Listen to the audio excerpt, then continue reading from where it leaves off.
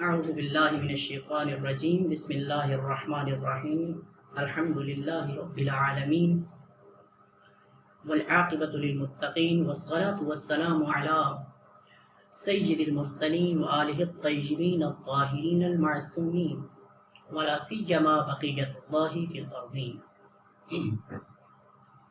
اما بعد فقد قال اللہ تبارک وتعالی فی کلامہ المجید والفرقان الحمید وقولہ الحق وهو أصدق الصادقين بسم الله الرحمن الرحيم تلك حدود الله ومن يطع الله ورسوله يدخله جنات تجري من تحتها الأنهار خالدين فيها ذلك الفوز العظيم۔ آیے کی مبارکہ اللہ کی حدود جو اس نے بیان کر دی، ان حدود کے درمیان رہنا، یعنی یہی اس کی حدود ہیں جو اس نے ہمارے لیے بیان فرمائی، اور ان حدود پر قائم رہنے کے لیے کیا کریں گے؟ جو بھی تم میں سے اللہ اور اس کے رسول کی اطاعت میں رہے گا اسے داخل کر دیا جائے گا جنت میں۔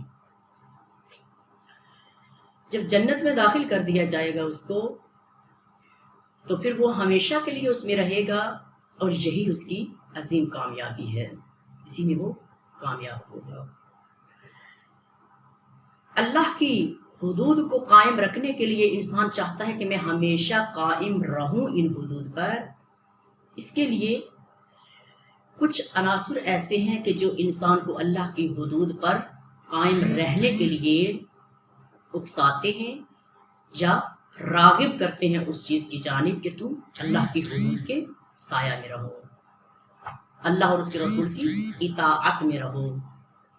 کون سے وہ عناصر ہیں جن میں سے آپ کی خدمت میں عرض کر چکی کہ بہت سی وہ بیماریاں جو انسان کے اندر جنم لیتی ہیں، ان بیماریوں کو دور کر لیا جائے جو ہمیں معاشرہ، سوسائٹی، یہ دنیا، یہ دوست، یہ احباب ہمیں عطا کرتے ہیں، دیتے ہیں، اور ہمیں ہمارے گھر کا ماحول جب وہ حدود الہی میں نہیں ہوتا تو وہ ہم تک پہنچا دیتا ہے۔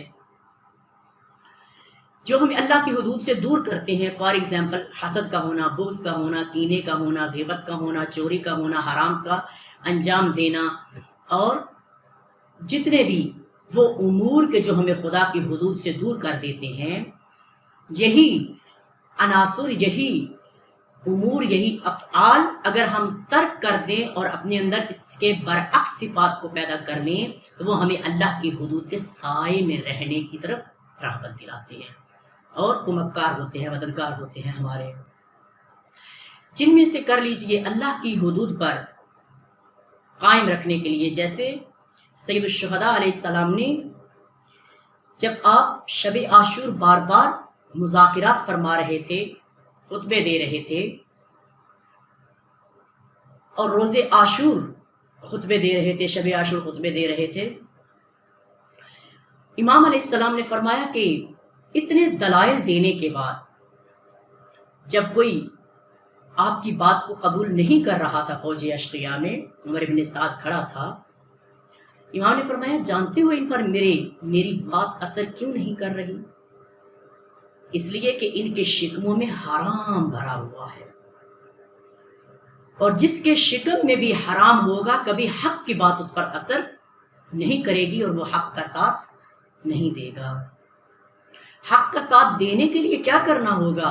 پتہ چلا کہ سب سے پہلے اپنے مال کی جانب، اس لقمے کی طرف توجہ کرنی ہوگی کہ جو آپ کے شکم میں جا رہا ہے۔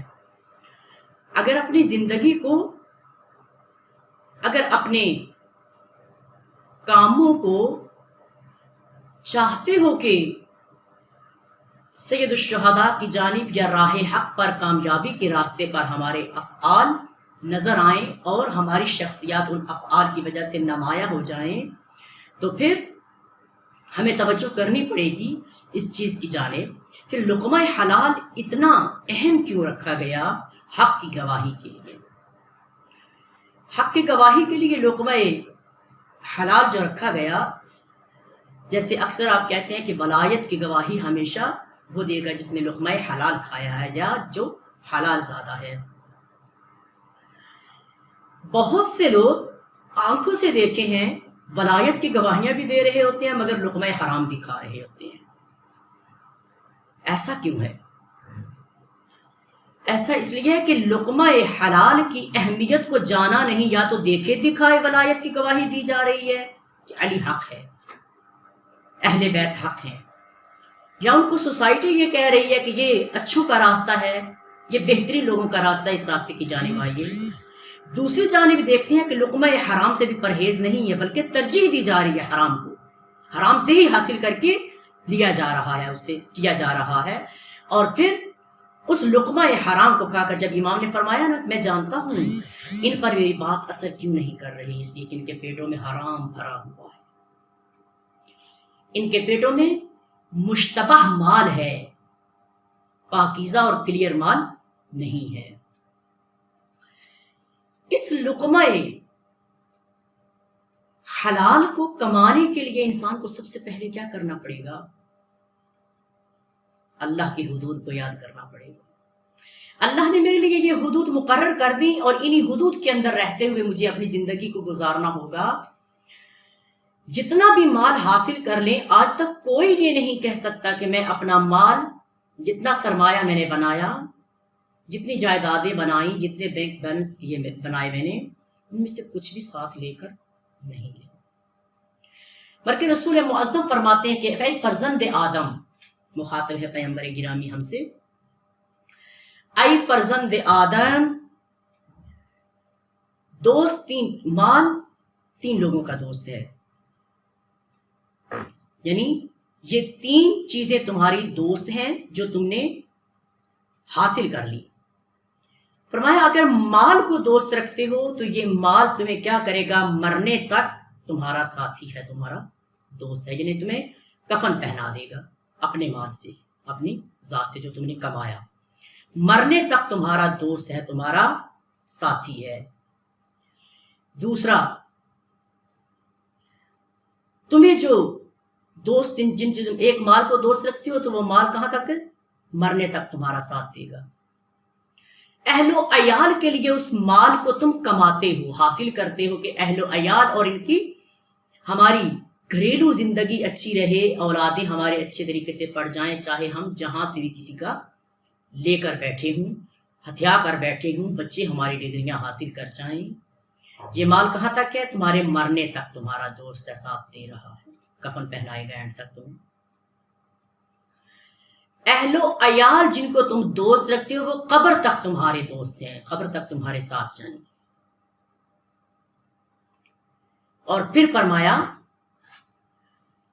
کہ قبر کے بعد تیسرا جو تمہارے لیے دوست قرار دیا گیا، جو ہمیشہ کے لیے تمہاری ہمراہی میں ہے، وہ تمہارے اعمال ہیں جو ہمیشہ ہمراہی کریں گے.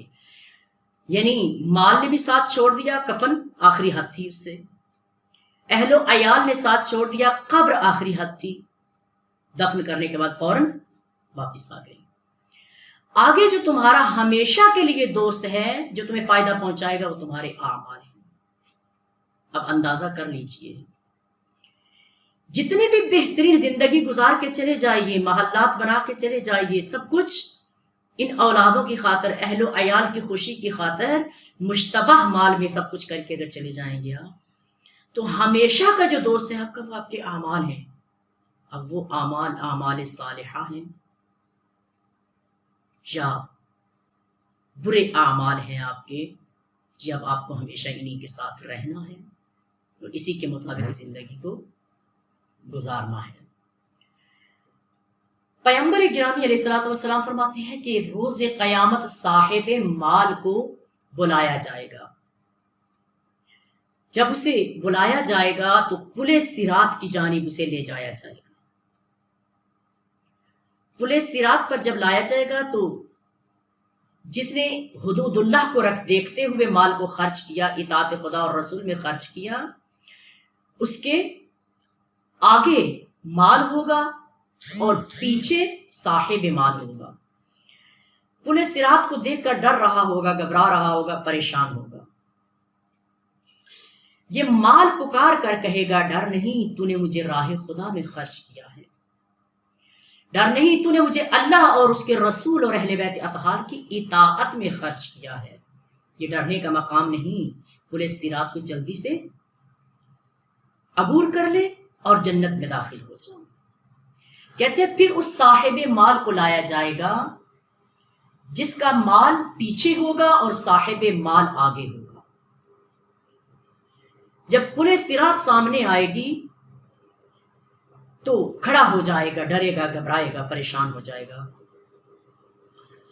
اس وقت اس کا مال اس کو بول کر کہے گا جلدی سے تو جہنم میں داخل ہو جا، چونکہ تو نے مجھے راہ خدا میں خرچ نہیں کیا، تو نے مجھے غیر کے راستے پر خرچ کر دیا، تو نے مجھے حرام راستوں پر خرچ کر دیا، اس لیے داخل جہنم ہو جا۔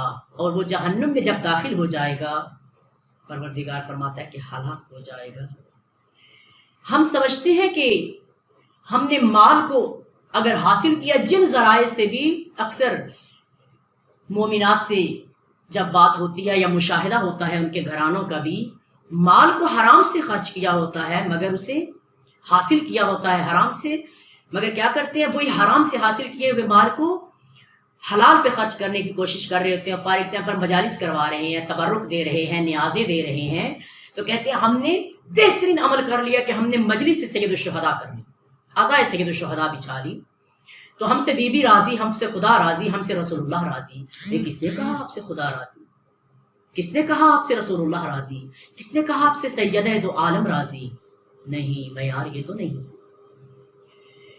فرمایا جس نے حرام راستے سے حاصل کیا اور حلال پر خرچ کیا جہنمی ہے وہ شخص، کوئی گارنٹی نہیں ہے اس کے پاس، مگر یہ کہ جب وہ حلال پر خرچ کرنے لگے تو اس سے پہلے توبہ کر لے، اور پھر وہ رزق حلال میں سے جو خرچ کرے گا اس کے لیے قبولیت کے راستے ہیں۔ پھر فرمایا کہ کوئی حلال سے خرچ کرتا ہے، حاصل کرتا ہے حلال سے، اور حرام پر خرچ کرتا ہے۔ فار ایگزامپل حلال سے آپ نے اموال کو، حرام سے آپ نے اموال کو حاصل کیا تھا، حلال پر خرچ کیا، فرمایا جہنمی ہے۔ حلال سے آپ نے حاصل کیا، حرام پر خرچ کیا، پھر بھی فرمایا جہنمی ہے۔ حلال پر اگر آپ نے حلال سے حاصل کیا، اپنی محنت سے، اپنی کمائی سے، اپنی زحمات سے حاصل کرتے رہے، حتیٰ خمس اور زکوٰۃ بھی دیتے رہے، اس کے باوجود اللہ کی حدود کو توڑ ڈالا، اگر ایک بچے یا بچی کی شادی کرنے لگے، اس مال کو ان حرام راستوں پہ، جن راستوں کو روکنے کے لیے سید الشہداء نے قیام فرمایا، جن افعال کو روکنے کے لیے جو یزید انجام دے رہا تھا، انہی افعال کو انجام دینے کے لیے، اولادوں کی خوشی کے لیے، اپنی خوشی کے لیے، اپنے پیسے کی نمود و نمائش کے لیے جب اس کو خرچ کر ڈالا، فرمایا جہنمی۔ حلال سے حاصل کیا تھا، آپ کہیں گے ہم تو مال حلال کھاتے ہیں، خرچ کس پہ کیا؟ حرام۔ خرچ کس پہ کر دیا؟ شراب پہ۔ خرچ کس پہ کر دیا؟ لہو لعب کے وسائل پہ۔ خرچ کس پہ کر دیا؟ جہاں کوئی مقصد حاصل ہونے والا نہیں تھا۔ فرمایا حلال سے حاصل کرنے والا، حرام پر خرچ کرنے والا جہنمی ہے، چاہے جتنی بڑی مجالس کروا لے، جتنی عزائیں بچھا لے۔ مجھے پتا ہے یہ باتیں تلخ ہیں، لیکن لمحہ فکریہ یہی ہے کہ آج تک ان اتنی عزاؤں سے، اتنی مجالس سے ہم عزادار سید الشہداء وہ حقیقی عزادار کیوں نہ بن سکے؟ اس لیے کہ ہمیں وہ میٹھا لقمہ چکھایا جاتا ہے کہ بس تم صرف ایک مجلس کروا لو، بس ایک نعرہ لگا لو تو تم جنتی ہو۔ نہیں، جن کی عزا میں بیٹھے ہیں وہ حدود اللہ کو بچانے کے لیے نکلے ہیں، جن کی عزا میں بیٹھے ہو وہ حدود اللہ کو قائم رکھنے کے لیے نکلے ہیں۔ اگر ہم ادھر سے اللہ کی حدود کو بھی پائمال کریں، ادھر سے ان کے لیے آنسو بھی بہائیں، اشک بھی بہائیں، تو یہ دو متضاد چیزیں ہیں، ان دونوں کو لے کر نہیں چلنا ہوگا، یا یزید کی نفی کرنی ہوگی اور اللہ کی حدود کو قبول کرنا ہوگا۔ یا پھر یزید کا ساتھ دینا ہوگا، اور وہ ہم اپنی زندگی میں بہت سارے امور میں انجام دیتے ہیں مگر ہم متوجہ نہیں ہوتے اس چیز کی جانب۔ پھر فرمایا کہ وہ بھی جہنمی ہے۔ پھر حرام سے کمانے والا، حرام پہ خرچ کرنے والا تو آٹومیٹکلی جہنمی ہے۔ پھر فرمایا کہ حلال سے کمانے والا اور حلال پر ہی خرچ کرنے والا جب پل صراط سے گزرنے لگے گا، اس وقت پروردگار عالم فرمائے گا رک جا، ابھی تیرا محاسبہ ہے۔ جب رک جائے گا تو کہا جائے گا کہ اس کے اموال کو دیکھو، کیا اس میں تمام کے تمام واجبات ادا کیے گئے؟ واجبات کیا ہے اس کے اموال کے اندر؟ کیا اس نے اپنے اقربا کے حقوق ادا کر دیے؟ کیا اس کے اہل و عیال اس سے راضی ہیں؟ کیا اس نے اپنے جو واجبات حج یا عمرہ اگر اس پر واجب تھا تو اس نے وہ افعال انجام دے دیے؟ اس نے وہ ہمسائے کے حقوق کو ادا کر لیا؟ وغیرہ وغیرہ طولانی لسٹ ہے اس کی۔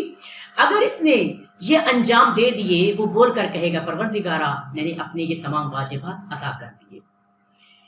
اس وقت پھر آواز آئے گی رک جا اور پہلے اپنے پروردگار کا شکر ادا کر، جو نعمات اس نے تجھے عطا کی تو نے اس کا بہترین حدود الہی پہ میں رہتے ہوئے استفادہ کیا۔ اور اس کے بعد پھر اسے کہا جائے گا اب تو جنت میں جائے گا۔ اللہ اکبر! یعنی حلال سے ہی حاصل کرنے والا، حلال پر ہی خرچ کرنے والا، اگر اس کا امتحان اتنا مشکل ہے کہ اسے روک دیا جائے رک جا ابھی تیرا محاسبہ کیا جائے گا، اسے روک کر امتحان اس کا لے لیا جائے، اور پھر اس کے بعد کہا جائے کہ پہلے اپنے خدا کی ان نعمات کا شکر ادا کر جو اس نے تجھے عطا کی، اور تو نے ان نعمات کا بہترین استفادہ کیا اور آج اپنے خدا سے ملاقات کرنے والا ہے۔ تو یہاں ان اموال کو جو مال حلال سے کھا رہا ہے، مال حلال سے لا رہا ہے، چاہے وہ مختصر ہی کیوں نہ ہو، تھوڑا سا ہی کیوں نہ ہو، مقام شکر ہے یہ کہ تو نے ہمیں اپنی اطاعت میں رہتے ہوئے وہ لقمہ دیا کہ جو ہمیں خدا کا دشمن اور رسول اللہ کا دشمن اور اہل بیت کا دشمن نہیں بنائے گا۔ چونکہ ان کے قرب کو حاصل کرنے کے لیے جب ان اموال کو پیش کیا جائے گا تو یہ اموال خود ہی بول کر کہیں گے کہ مجھے کس راستے پر خرچ کیا گیا۔ اور ایمان کی علامت یہی ہے کہ مومن جب بھی کوئی لقمہ کھاتا ہے اس سے پہلے اس کا محاسبہ کرتا ہے، چھان بین کر لیتا ہے، اور لقمہ حلال کھانے والا دنیا اور آخرت میں کامیاب ہے۔ اس وقت یہ کہا جا سکتا ہے کہ خدایا میں نے تھوڑے پر صبر کیا اس لیے کہ میں اپنے زمانے کے ولی امام تک پہنچ سکوں، زمانے کے حسین تک پہنچ سکوں، کیونکہ حسین کے لشکر میں جتنے بھی تھے سب کے سب مال حلال کھانے والے تھے۔ یہ امتحان ہے انسان کا، جیسے کربلا میں سید الشہداء امتحان لے رہے تھے اپنے لشکر کا، اپنی سپاہ کو بار بار آزما رہے تھے اور ان کا امتحان لے رہے تھے کہ کون ایمان کی کس منزل پر فائز ہے۔ طاووس یمانی کہتے ہیں کہ علی ابن الحسین زین العابدین علیہ السلام نے اسے سنا، آپ نے فرمایا مومن کی 5 نشانیاں ہیں۔ جنت مومن کے لیے ہی ہے نا، جنت کی 5 نشانیاں ہیں، مومن کی 5 نشانیاں ہیں جو جنت میں جانے والا ہے، جنت کا دعوے دار ہے۔ کہتے ہیں میں نے پوچھا کہ مولا وہ کون سی؟ فرمایا سب سے پہلے تنہائی کے لمحات میں اللہ کی حدود کا خیال کرنے والا۔ اللہ اکبر! تنہائی میں خدا کی اطاعت میں رہنے والا۔ آپ دیکھ لیجئے اب جہاں لوگوں میں آپ بیٹھے ہیں، بھری محفل میں، بھری مجلس میں، کوئی گناہ نہیں کرے گا، کوئی برائی انجام نہیں دے گا، ایسا ہی ہے نا؟ برائی جب بھی کوئی انجام دیتا ہے تنہائی کے عالم میں دیتا ہے۔ فرمایا بہترین اطاعت گزار تم میں سے وہ ہے، بہترین مومن وہ ہے جو تنہائی کے لمحات میں اللہ کی اطاعت میں رہے اور اس کی حدود کا خیال رکھے، خوف خدا رکھتا ہو تنہائی کے عالم میں۔ پھر فرمایا غربت میں صدقہ دینا، دوسرا مومن وہ ہے، بہترین مومن جب آپ مالدار ہیں تو صدقہ دینا بہت آسان ہے، جب آپ تنگ دست ہیں اس وقت صدقہ دینا بہت مشکل ہے۔ فرمایا بہترین مومن وہ ہے جو غربت میں صدقہ دے۔ پھر فرمایا کہ تیسرا مومن بہترین وہ ہے جو مصیبت پر صبر کرے۔ جب مصیبت اس پر آ جائے، مصیبت میں شکوہ نہ کرے پروردگار سے، مصیبت میں ایسا جملہ نہ بولے جو کفریہ ہو جائے۔ پھر فرمایا کہ بہترین مومن وہ ہے جو غصے کے وقت بردباری کہے کو حصار میں لے۔ جب بردباری کے حصار میں اپنے آپ کو لے لے گا، غصے کے عالم میں، فرمایا بہترین مومن کہلائے گا۔ پھر فرمایا کہ جب میدان میں آئے دشمن کے سامنے تو پھر ثابت قدم رہے۔ ثابت قدم رہنے والا دشمن کے سامنے، یعنی دشمن سے ڈر نہ جائے، خائف نہ ہو جائے۔ دشمن جب ایسا دشمن ہے کہ جو خدا کا دشمن ہے، جو رسول اللہ کا دشمن ہے، جو اہل بیت کا دشمن ہے، ان کے سامنے ڈٹ جائے اور ثابت قدم رہے اس میدان میں، فرمایا وہ بہترین مومن ہے۔ اگر کسی میں یہ صفات آ جائیں گی، پانچوں صفات، تو سید الساجدین فرماتے ہیں کہ یقیناً وہ جنت کے بہترین درجے پر ہوگا۔ ایسا مومن کہ جس کے بارے میں سند دے دی گئی۔ تو یہاں پر دیکھ لیجئے، تنہائی کے لمحات میں خوف خدا کرنا، غربت میں صدقہ دینا، مصیبت پر صبر کرنا، غصے کے عالم میں بردباری اختیار کرنا، کربلا میں مصیبت پر صبر اگر دیکھنا ہے اور میدان میں ڈٹ جانا ہے، اللہ اکبر، میدان میں ڈٹ جانا ہے۔ جب دشمن کے سامنے میدان میں وارد ہو گئے اور ایک مصیبت زدہ بھی ہو انسان، جب کوفہ کے شہر میں اولاد زہرا آئی اور وارد کوفہ ہوئی، زینب کبریٰ سلام اللہ علیہا کہتے ہیں بی بی جب کوفہ میں وارد ہوئی، کوفہ والوں کو پتہ چلا، ایک کنیز تھی ام حبیبہ، بعض روایات میں نام ام حبیبہ نقل کیا گیا۔ کوفہ میں مکان کی چھت پر چڑھ گئی، جب پتہ چلا کہ کوئی باغی تھا، اس کے اہل حرم لائے جا رہے ہیں، اس کا سر کاٹ کر لایا جا رہا۔ مصیبت پر صبر کرنے والے، میدان میں ڈٹ جانے والے، کہتے ہیں ام حبیبہ بھی کھڑی ہو گئی اور دیکھنے لگی، چونکہ اس شہر میں زینب کبریٰ رہ چکی تھی۔ روایات کہتی ہیں ام حبیبہ آزاد کردہ کنیز تھی، اور جب شادی ہو گئی تو یہاں آ گئی کوفہ میں۔ جب دیکھے نا کہ یہ قیدی بہت شریف لگ رہے ہیں اور اس قافلے میں چھوٹے چھوٹے بچے بھی ہیں، جناب سکینہ کے قریب آئی، محمل کے قریب آ کر کہنے لگی جناب زینب سے، کھجوریں دے کر کہنے لگی کہ میں چاہتی ہوں کہ اس بچی سے دعا منگوائیے، میں نے سنا ہے یتیموں کی دعائیں مستجاب ہوتی ہیں۔ بی بی نے فرمایا سکینہ کھجوریں نہ لینا، دعا بتلاؤ تمہاری دعا کیا ہے۔ کہنے لگی بی بی اس سے کہیے یہ دعا مانگے جیسے یہ یتیم ہوئی ہے، میرے بچے یوں یتیم نہ ہوں۔ بی بی فرماتی ہے سکینہ دعا مانگو۔ جب بی بی نے یہ دعا مانگی، کہتی ہے میری اور حاجت ہے ایک۔ بی بی فرماتی ہے کیا؟ کہتی ہے میں جب سے مدینہ سے آئی ہوں، میری آرزو ہے، خواہش ہے، میری استاد، میری سیدہ زینب میں اس کے بعد اپنی سیدہ، اپنی سردار، اپنی استاد کی زیارت کے لیے نہیں جا سکی۔ دعا مانگے کہ میں اپنی سیدہ، سردار، استاد، بیوی کی زیارت کے لیے مدینہ جاؤں۔ بیوی فرماتی ہے کہ اگر تیری استاد، تیری سیدہ تجھے اسی جگہ پر مل جائے تو کیا خیال ہے تیرا؟